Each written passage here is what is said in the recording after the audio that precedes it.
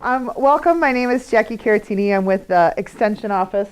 And if you haven't seen something we've done lately, we have a lovely new logo. So we have transitioned to Madison.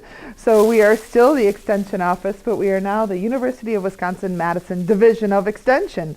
So if you hear or see that, new logo, same old us. So same faculty, same staff, just we're housed in Madison now. So if you get any questions on that, we're still there. So Taking Care of You actually is a curriculum that came out of Missouri. It's actually a 4-week curriculum. So you guys are getting a snippet of it. So you're just going to get a little bit, we'll get a little bit of a taste of it.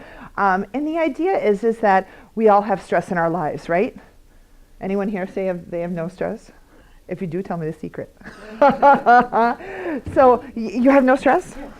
Yeah. Secret? I'm lying. Okay.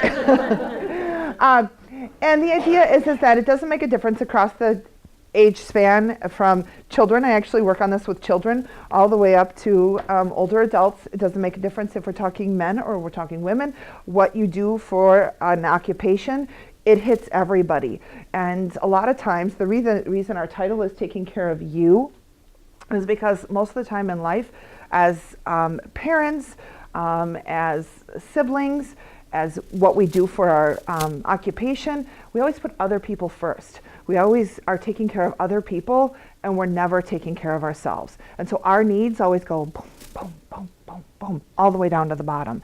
And then what happens to our physical health? It also goes boom, boom, boom, boom. So what this is we're actually going to go through some ways, very simple things. So this isn't rocket science. So you might walk away and go, oh, pretty simple stuff, but good stuff, just to really pay attention to on a daily basis. And I promise we're not going to go, and we're not going to meditate, but just really talk about simple ways that you can really pay attention more to you to reduce some of those stresses in your life, but then also really focus on that because research does tell us that it really has an effect on our health, and we'll kind of go into some detail on that. So what do you find stressful? And here's the other thing. This isn't me talking at you. I'm going to make you interact. So what's stressful to you? Not having enough time. Time. So time is number one on the list because everybody says that. So time is really critical to everybody. What else? Money, family. Traffic. Anybody train? Train seems to be on the top of my list lately. At least 2 or 3 times a week. The train, I would add to that. Other things? Pets?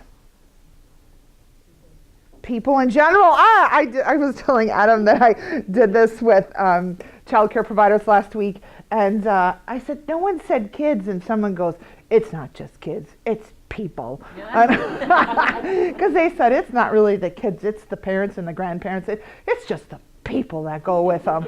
I'm like, yeah, that's true. Probably very, very true. So others? No one's going to say work or co-workers or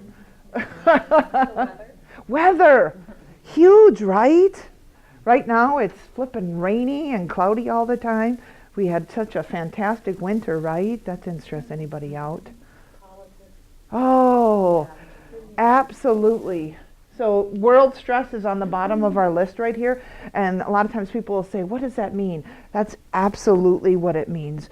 I know a lot of people that one of the things we're going to ask you to do at the end of today is to write down a couple goals for yourself.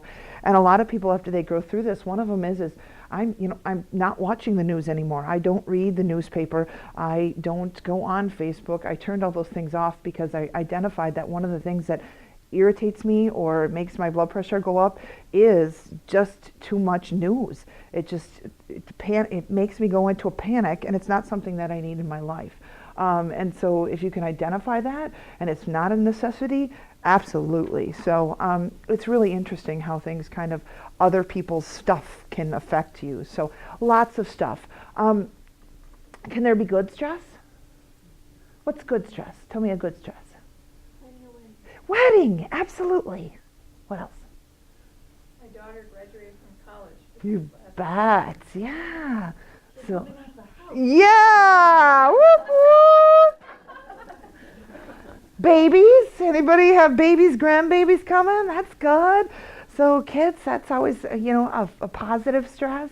So sometimes stress can be a really good thing, but in the end, it still has the same reaction on our body. So we'll talk about that. But so there can be good stress and there can be bad stress, but it's still a stress and it still has a physical reaction and it goes through in the same kind of way. And so as we kind of think about all these different kind of things, a lot of them are things that other people are doing to us. And a lot of them are things that sometimes, like the politics or the world stress, is stuff that's happening not even within our circle. It's even out of our circle of influence. And then sometimes it's stuff that we're doing to ourselves.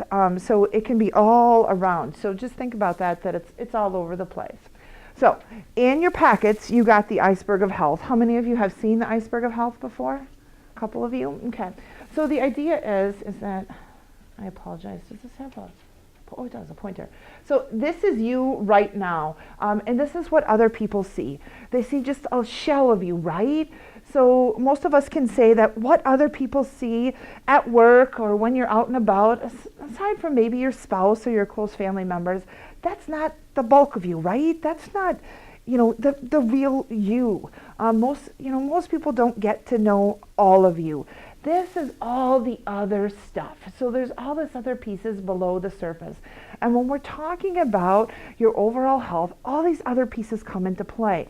And when we're really talking about our well-being and we're talking about our mental well-being, all of these other pieces really come into play. And especially when we're talking about stress and how we respond to that, all of these other pieces really come into play. And that's really, really important. Most of the time, we don't talk about them. A lot of times, we don't talk about mental health. We very rarely talk about social health, and we almost never talk about spiritual health. Anybody want to take a stab on what spiritual health is? It's not religion. I'll tell you that right off the bat. What do we think? Okay. It's your purpose, your life's purpose. It is. What else?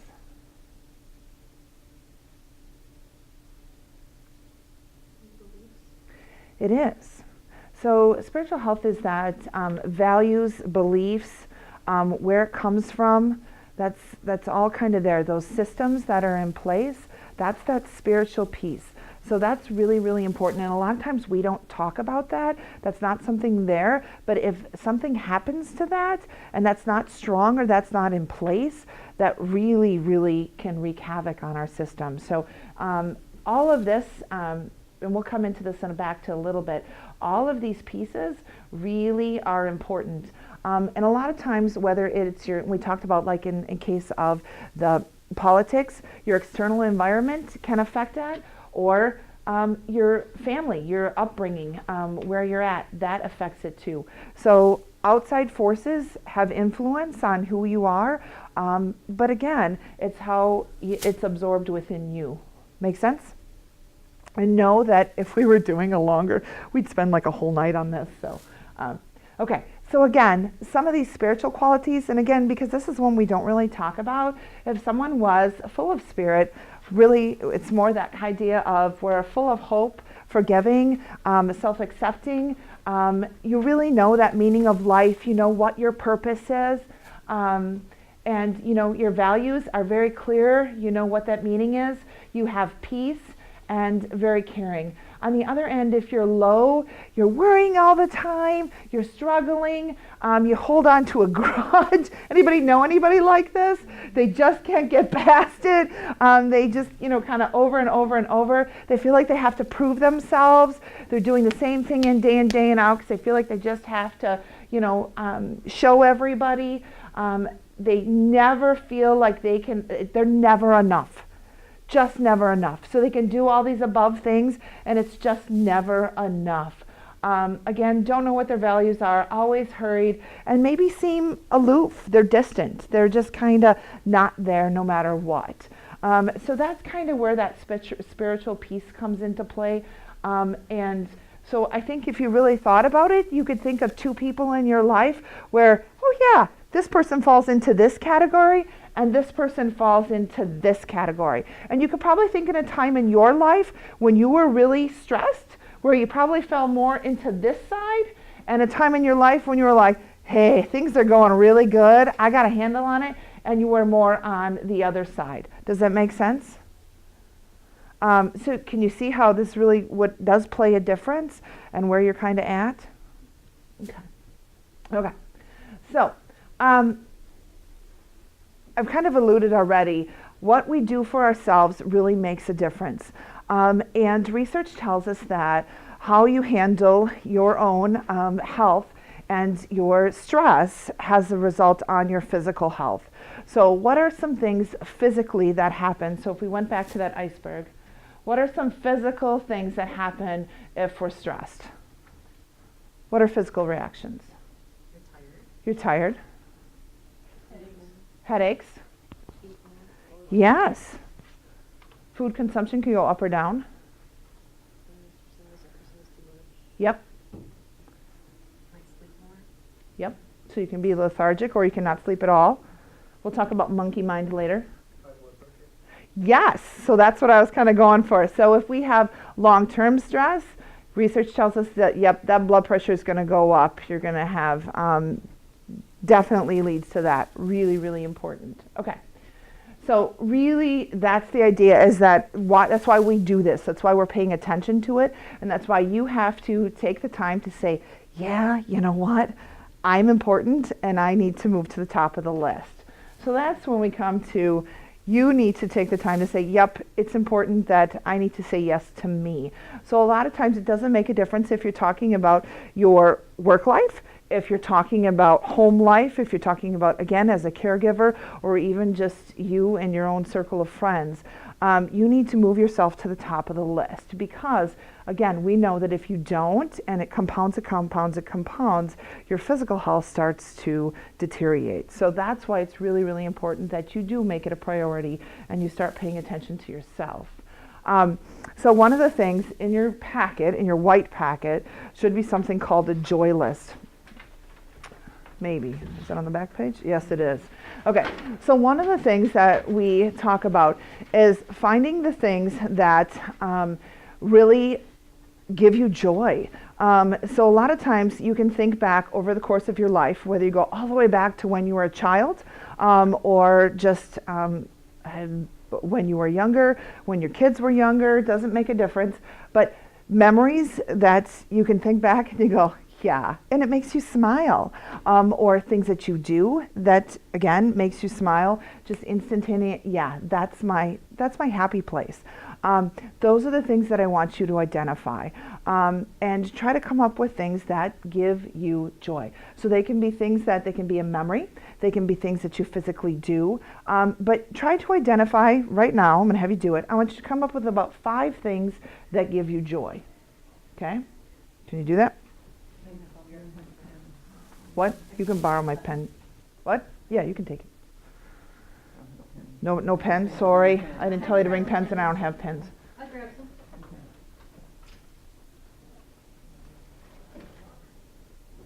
I didn't bring writing utensils, sorry.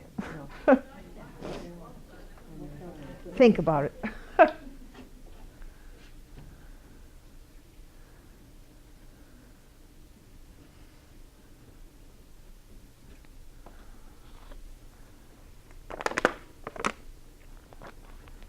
I should have told you I was going to make you work. Yeah. Thanks, Anna.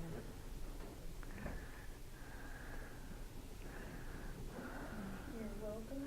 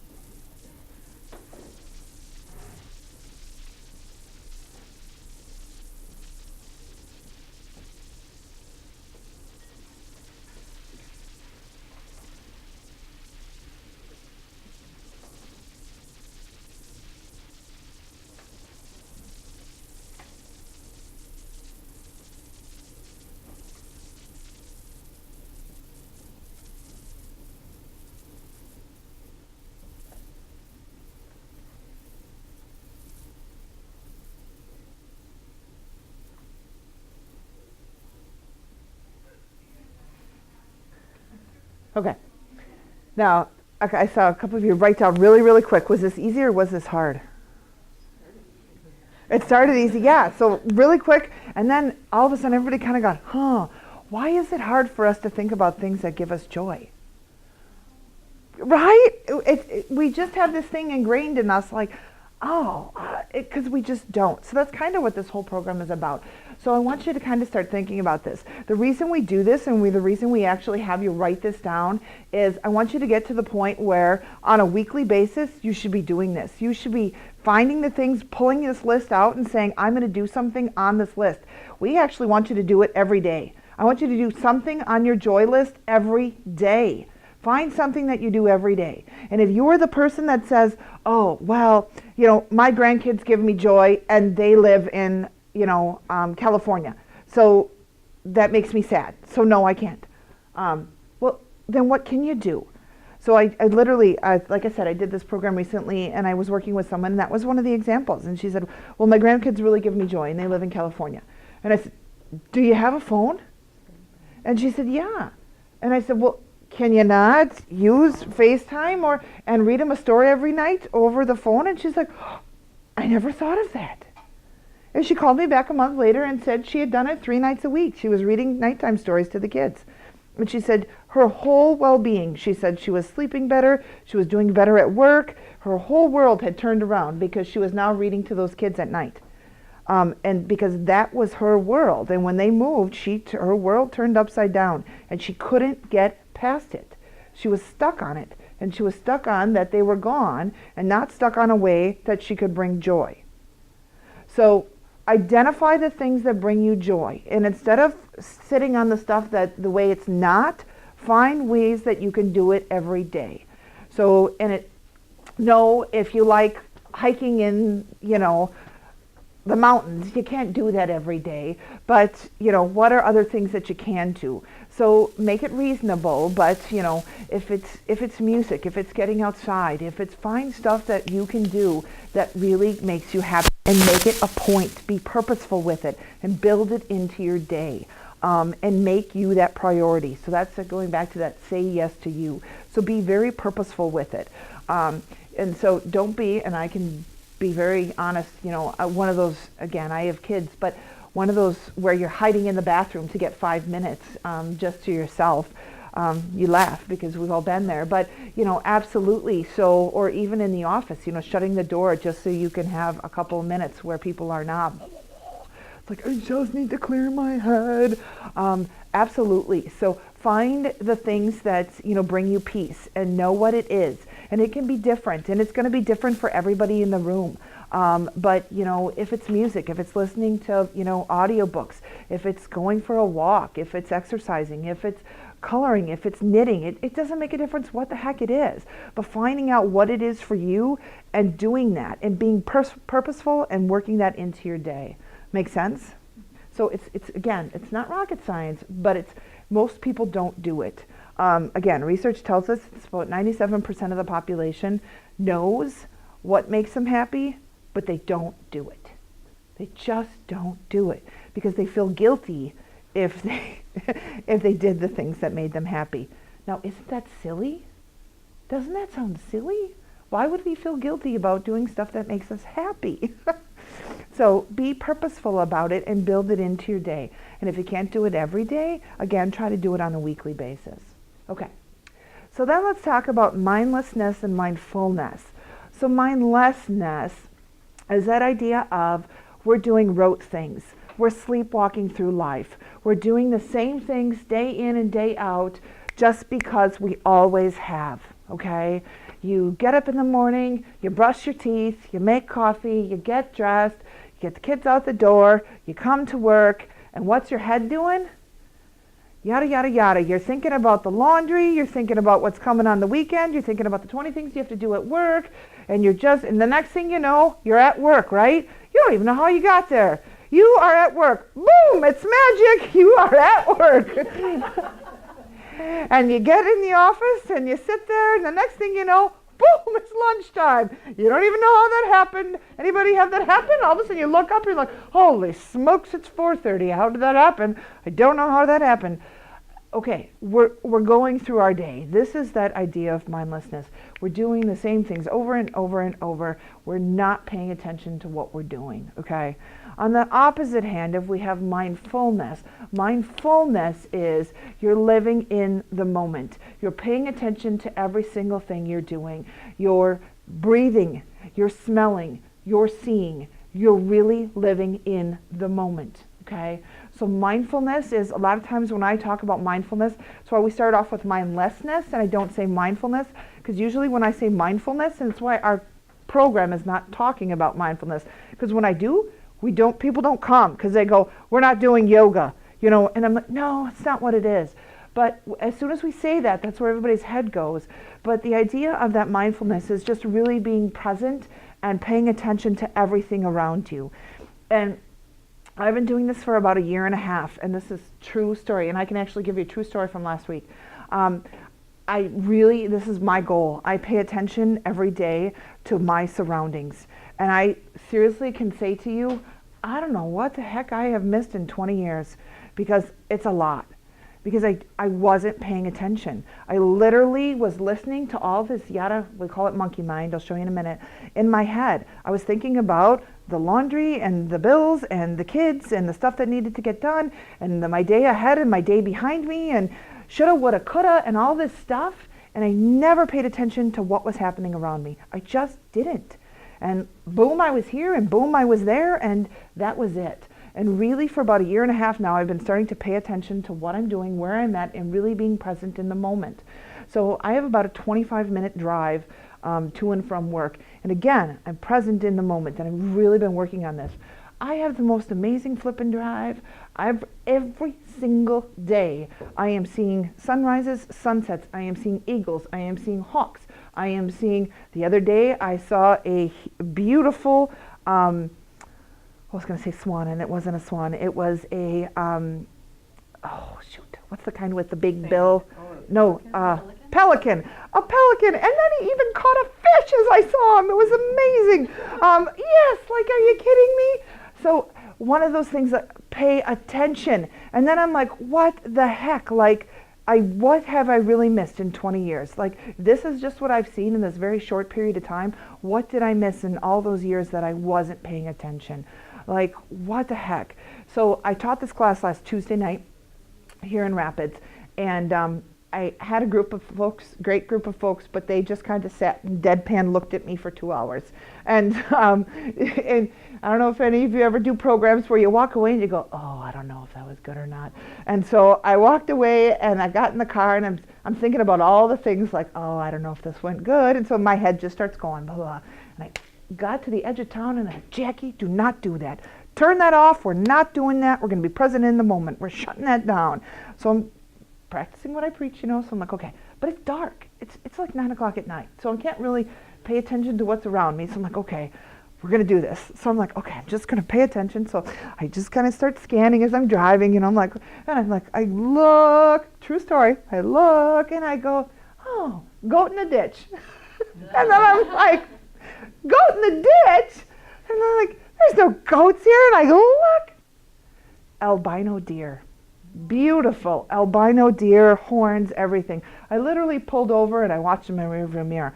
Amazing, absolutely amazing.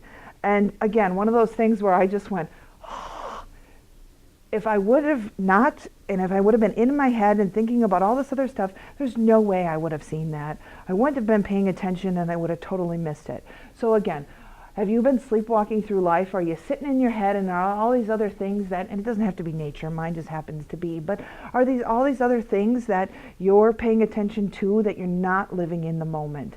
So really think about, again, what do things look like? What do they smell like? What is there? Mindfulness is paying attention to that. And again, you don't have to, sit and do yoga for an hour. It's just really being purposeful with it, finding a time every day when you can do it. Mine just happens to be, I try to do it when I'm driving, but do it anytime during the day. So it's just really being more aware of where you're at. So I don't know if I put it in this presentation or not. I do. So, sorry. So, come on. It doesn't go, it does go back. So I don't know if this is going to work. We're going to try it. Oh, My computer says switch account. Oh, and it says PowerPoint not responding.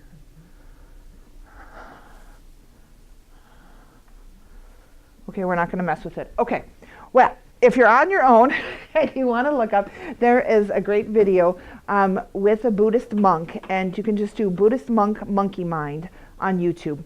And what he talks about is that we have in our heads this voice that's always telling us all this other stuff, this shoulda, woulda, coulda, and it's this monkey mind. And sometimes it's why we can't sleep at night, because we can't turn that talk off. It's always going, yada, yada, yada, yada.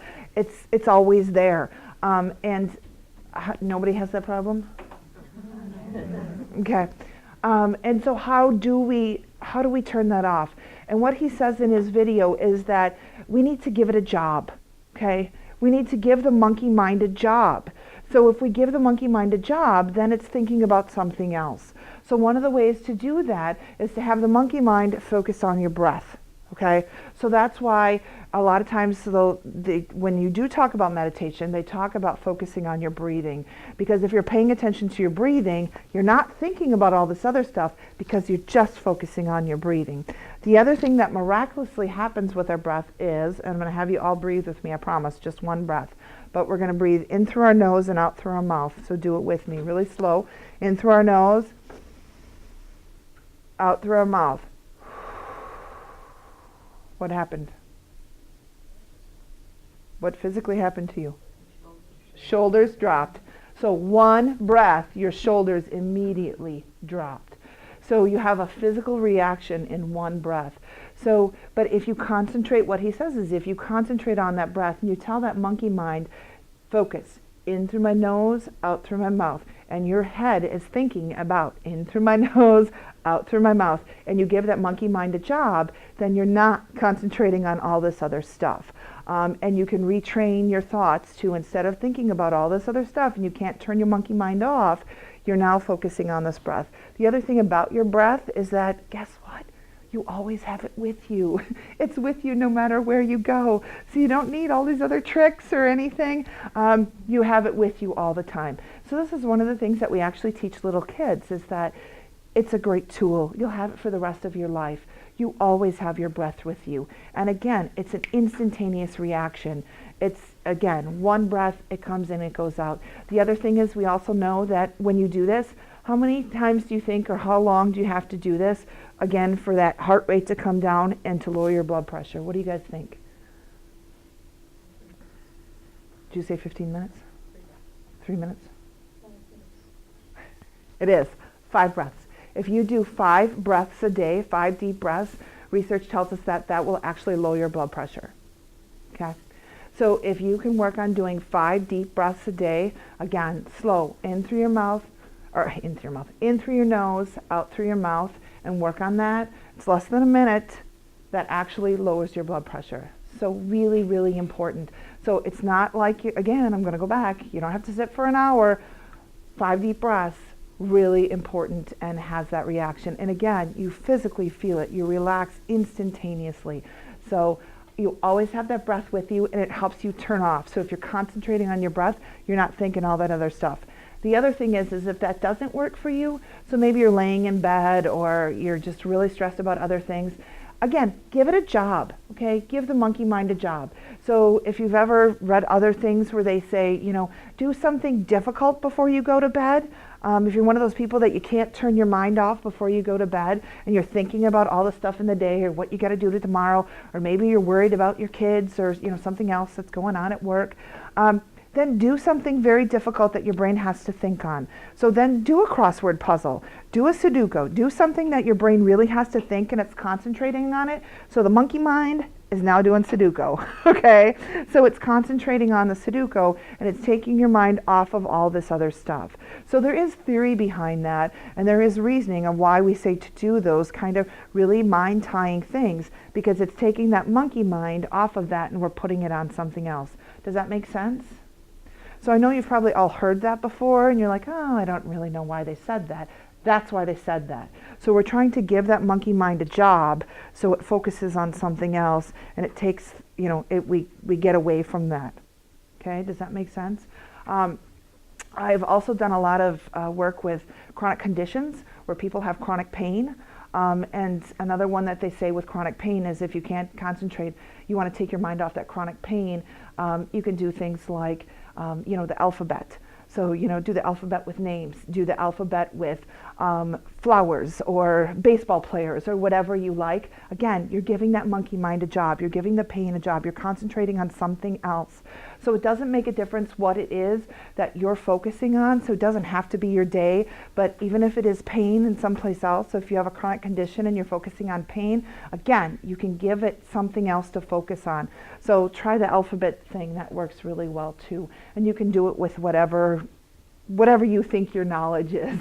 That works really well too. Questions on that? Okay. Oh, wrong one. Too many remotes sitting up here. Okay, so we talked about that. Okay, and we talked about this too. Okay, so the other thing about why we should actually do this is that you always have a choice, okay? So we can, like I said before, if we go all the way back to that spirit, and when we're full of spirit and we're not, you always have a choice. So if we go on the positive, you have the ability to be full of spirit, to be mindful, to be present in the moment, to not be negative. So this is where it's at. So be hopeful, choose hope, choose the positive, and be proactive on that positive side. So really, it's all about you, and you have the ability to choose you and be positive. Okay, so physical activity usually comes to the top of the list. So one of the things we usually say is make time for you. And again, we know that physical activity gets those endorphins going, but it doesn't make a difference what it is. So find something that you can do that frees you from stress. So whatever it is, build that into your day and do it. And even if it's only 5 minutes, but find what works for you. And if doing it with your spouse or your kids or your coworkers, but build it into your day and be very purposeful with it. Write it in your schedule, like literally build it into your schedule so that you feel that I have the right to do it. Because if you don't, then you're not going to do it. Because what happens? You fill it with something else, right? So you have to build it into your day. So give yourself owe it to yourself to build it in and schedule it right in. So that's really important. The other thing that we talk about is take time to just be. What do you think we mean by this? Yep. So the number one thing that you guys said, the first thing we said when we asked about stress was time. And so one of the things we know about people in the United States right now is we are too scheduled. We are way too scheduled. We have too much stuff going on. So one of the things that we encourage people to do is just be. So schedule nothing. So even if it's, again, just 5 minutes, that's that locking yourself in the bathroom, but just giving yourself time to just be. So nothing. You have nothing on the calendar. You have nothing going on. So a lot of times people will do this when they first wake up in the morning. I'll get my cup of coffee and I'm just going to sit. Or I get to the office. I'm going to get to the office 15 minutes early and I'm just going to sit before everybody else comes in. It's quiet. There's nobody here. I'm just going to sit. It's just peaceful. Okay? But give yourself a chance to just be. And this is really important. So no cell phone, no people, no nothing. Just be and allow yourself that time. And it's really, really difficult because a lot of times, again, that monkey mind's going thinking about all the stuff that I have to get done and I just need to do it right now. But no, but really put that off and allow yourself time to just get yourself settled. Does that make sense? Okay. Easier said than done, right? Okay. So how do we refocus? So we talked about a couple of these already. So one of them is that breath. So using those breaths, again, 5 deep breaths is all it takes. So it's less than a minute, in through your nose, out through your mouth. The other thing that, we talk about a lot is, meditation. So meditation is just really focusing on the things around you. So just really paying attention to what's there, being present in the moment. That's all meditation is just being present in the moment. So what do things look like? What do they smell like? What do they sound like? That's all it is. So just really being present in the moment. Music, anybody use music? So I use music to start my day. I use music to end my day. It's just a way to reset myself. It's a way to transition between work and home. It puts me in the right mind and I can just go back. I know in our office, everybody has stuff going on in their individual office. It's a way to calm them.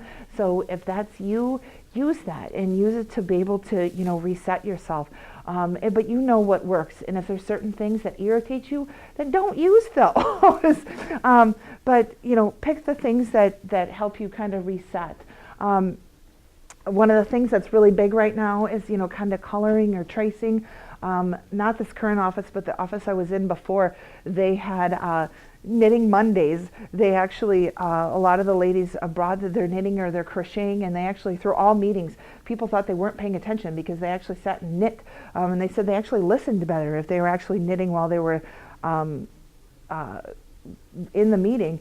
And then so we started these knitting Mondays, and I can knit, but here's me. The more I did it, the more irritated I got, and you could literally see the tendons popping out of my neck because that did not work for me. I was so tense, and the veins were popping out of my forehead, and I'm like, yeah, this isn't gonna work, And these other ladies are like, oh my gosh, this is the best thing ever.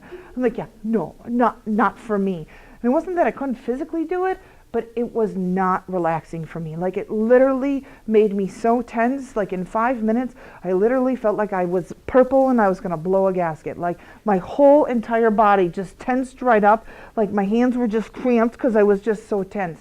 So know what works for you, because something that works for someone else might not work for you. So just kind of figure out what it is that works for you, and you can work that in. And know that it's not always going to be that same thing. So we talked about physical activity, and it's different for everybody there too. So some people, going for a walk or going for a jog or riding a bike is great. Other people, that again irritates them and sends them through the roof. So know what works for you. And again, build it into your day. But like I said, what we do know about that physical activity is, it releases those endorphins. So it does make you happy. So try to build as much in as you possibly can. And know that it doesn't have to all be at once. So even small snippets really works. So, okay. So we talked about time stress. So in your pockets, there is another sheet that says, what am I letting go of? I think. Does it? Yes. Yep, life is too short, and life is... So, yep. So what this is when we're talking about time stress, really want you to think about simplifying your life. And this is, I promise, we came out long before the Marie Kondo phase, but it really goes along with what she says too. And really think about, what are the things in your life that, they make me happy. They really make me happy, and they have a purpose, and they're staying. But then are there other things that, kind of what I was talking about with that mindlessness, I just do because they're rote, and we do them, and we do them every day, and I don't even know why we do them. And this could be at work, and this could be at home, but I have no idea why we even do that. And I'll give you some examples. I've been doing this for a while. I've had older women tell me that they iron their husband's underwear. And it's because when they first got married, their in-laws told them to do that, and they did it. And they have no idea why they even do that. They're not doing it anymore. They stopped because there was no point. It didn't give them joy and savings. We also talked a lot about socks. Socks seems to come up a lot. Pairing socks, time with socks, especially with teenagers and socks. So socks and sock drawers come out a lot in this one. But just really think about, what are the things that, do you really need to spend a lot of time on that, and kind of where is it? And it's not all about cleaning and laundry, I promise you. But really think about your life, and are there things that, we don't really need to do that. And can you simplify? Can you kind of eliminate that? And are there other things that maybe if you did it, it would save time? So if you, especially, when we're talking about families, or even in your office, if you planned ahead and you had things done for the week, Would it save you the stress? So, if you had before you leave today, if you had your stuff set out for tomorrow, or if you had, everything tonight set out for tomorrow morning and ready to go, so you wake up and it's all ready to go. The breakfast is, the dishes are sitting on the table, everybody's clothes are sitting out, everything's ready to go. Kids' lunches are packed for the week, they're all in the fridge. Everybody gets up, grabs their stuff, and heads out the door. Would that be helpful? Would that make you less stressed? Probably, right? So are there things that you can do that would simplify things and make things better? And then again, on the same way, are there things that you are doing that, there's no reason that we need to do that. So that's what this exercise is. So we don't have to do that right now, but I want you to really spend some time thinking on this one and share this with your family and really think about, as a household, are there things that we're doing that we don't need to do, and are there things that we could do that would make things go smoother? And you can think about it, like I said, from two perspectives, from you here at work or at home. And how can we when are the times that are most stressful? Is it at night? Is it getting ready in the morning and getting out the door? Is it weekends? When is it? What is the most stressful? Is it cooking supper? What is it? And how can we make things, go smoother? And just kind of work your way through it. So what is the most stressful, part of your week, part of your month? Or even maybe you're coming up on the summer and maybe things shift, maybe things are different. So, maybe people's jobs change and stuff is different now, or everybody's in sports and nobody's home. So now you have to start doing, meals differently because nobody's home anymore. So again, just kind of think through it, and you don't have to do things because you always did them that way, but plan ahead and kind of figure out what can we do differently. Does that make sense? Okay. Okay, this is really important. So thoughts that stress us out. What do we think this means?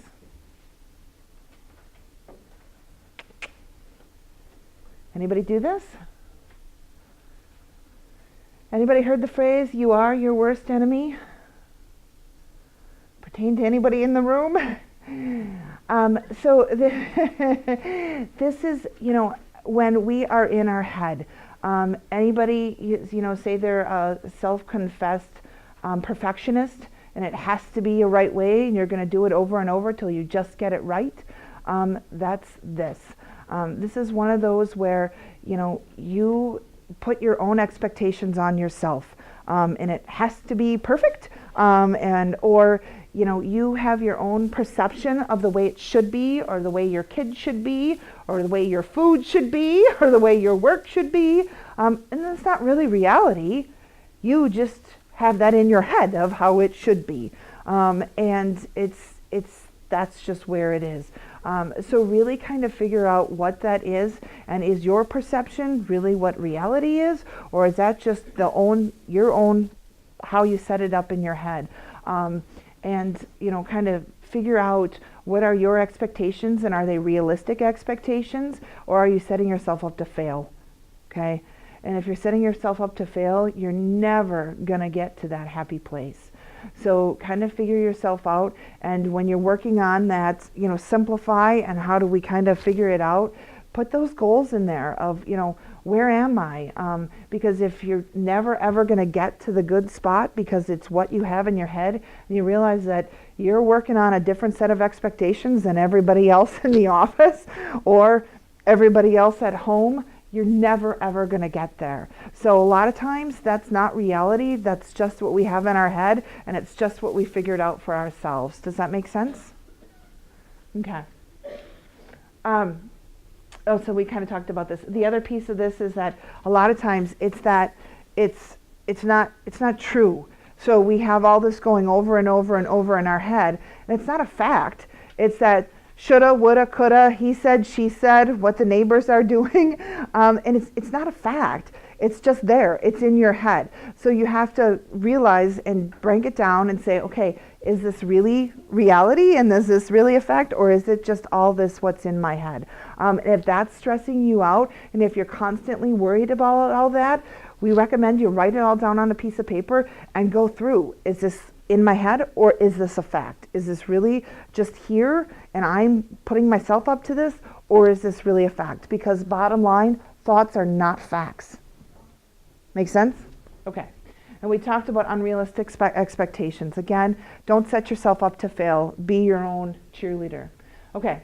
We also talked about overthinking. Again, if you're one of those people that sits there and you just kind of keep going over and over and over again, you're going to set yourself up to fail. So really have those realistic expectations for what you want. And again, that's that monkey mind. So give that monkey mind a different job. So go back to that joy list, figure out what you want to do to be able to get out of it, get out of your rut, and then build that in. So when you catch yourself overthinking, or if you catch yourself with unrealistic expectations, know that this is what I'm going to do to break it. Okay? So be able to identify, this is how I'm going to stop my monkey mind, and I'm going to get out of my head, and this is what I'm going to do. This is what's going to work for me to be able to get to a good spot.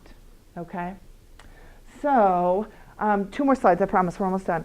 The last one is really thinking about the positive things. So back to my example of the woman who said, when I asked about joy, and she said, well, my grandkids were my joy, but they moved to California. I didn't ask about what made her sad, I asked about the joy. So really trying to appreciate the good things. So the appreciation in that is, she has 3 beautiful grandchildren, okay? That's the positive thing. She has 3 beautiful grandchildren that she absolutely adores. That's the positive side of this. So really let's get to a point where we can appreciate the things we have in our life. So instead of sitting on the sulking side and really doing the woe is me and getting into that day in, day out, really start a gratitude journal. Focus on the things that are really positive and what are you thankful for every day. And that really helps you turn your thoughts around and thinking positive things, and you'll kind of retrain your thought to, yeah, I have a lot and I have a lot going on. And it helps you think about all the good stuff. Last, there's always hope. So if you think again on that positive side, you're really thinking hopeful and not negative. Again, that's that kind of gratitude journal, and be thankful for what you have. Last thing. Promise, last slide. So what can you do? So I want you to think about what's one healthy thing that you can adopt today, a healthy habit, or you can eliminate something, and then really think about what's one thing that you can do from your joy list that you can incorporate into your work or your life on a daily basis. So either in the day or in the week, what's one thing that you can incorporate into every day? And last slide, mindful minutes. Like I said, it doesn't take, you don't have to do yoga for an hour. I usually tell people 1 minute is all it takes. So if you can try to practice mindful minutes and give yourself 1 minute a day, and I don't care where it is or what you're doing. So if you're walking from the parking lot to the building, say for 1 minute, I'm going to be aware of what's around me.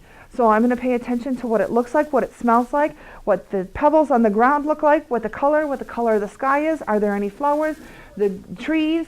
I never realized the other day that there is now a brick trim or like a bench underneath the trees. I never knew that was there. Again, just pay attention to what's around you, but give yourself 1 minute a day. That's it, 1 minute. You're washing the dishes. Pay attention to what does it smell like? What do the bubbles look like? Are there rainbows in the bubbles? It doesn't make a difference when you do it, but be in the moment. But give yourself 1 minute a day to do that. Again, you'll start noticing that your whole well-being starts changing as you start doing this more and more. And then again, it's your whole self starts coming down.